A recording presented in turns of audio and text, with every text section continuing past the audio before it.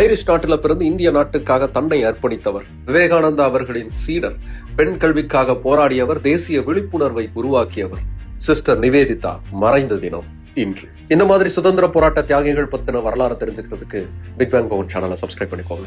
Margaret Elizabeth Nobel அயர்லாந்துல பிறந்தவர், ஆசிரியர் தொழில், சமூக சீர்திருத்தத்துல ஆர்வம். அப்படி இருந்தவங்களுக்கு 1895 லண்டன்ல சுவாமி விவேகானந்தாவை சந்திக்கக்கூடிய வாய்ப்பு கிடைச்சது. அதுவே அவருடைய வாழ்க்கையை மாத்தி போட்டுச்சு. விவேகானந்தாவுடைய அறைகூவலை ஏற்று 1898 இந்தியாவுக்கு வந்தார். இந்து மதத்திற்கு மாறி சிஸ்டர் நிவேதிதா அப்படிங்கிற அடைமொழியோட புது அடையாளத்தை உருவாக்கிக்கிட்டார். அந்த நொடியிலிருந்து இந்தியாவுக்காகவும் இந்திய மக்களுக்காகவும் தன்னை முழுமையாய் அர்ப்பணித்தவர் சிஸ்டர் நிவேதிதா. ஏழையாகவும் சமூக படிநிலையில ஒடுக்கப்பட்டிருக்கக்கூடிய மக்களுக்காகவும் பள்ளிகளை தொடங்கி அவங்களுக்கான கல்விகளுக்கான வாசலை திறந்து விட்டார். அதன் பின் அரசியல்ல சேர்ந்து இந்திய நேஷனல் காங்கிரசின் கொள்கைகளை ஊராக கொண்டு போய் சேர்த்தவர் சிஸ்டர் நிவேதிதா.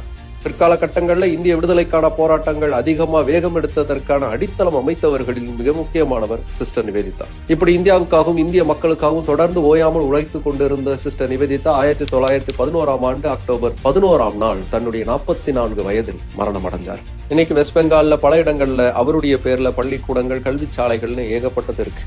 இது அவருடைய லெகசியை தொடர்ந்து சொல்லிக்கிட்டே இருக்கு. அயர்லாந்துல இருந்து இந்தியாவுக்கு வந்து இந்தியாவின் விடுதலை, பெண் கல்வி, தேசிய விழிப்புணர்வுக்காக தன் வாழ்வை அர்ப்பணித்த சிஸ்டர் நிவேதிதா இறந்த தினம் இன்று.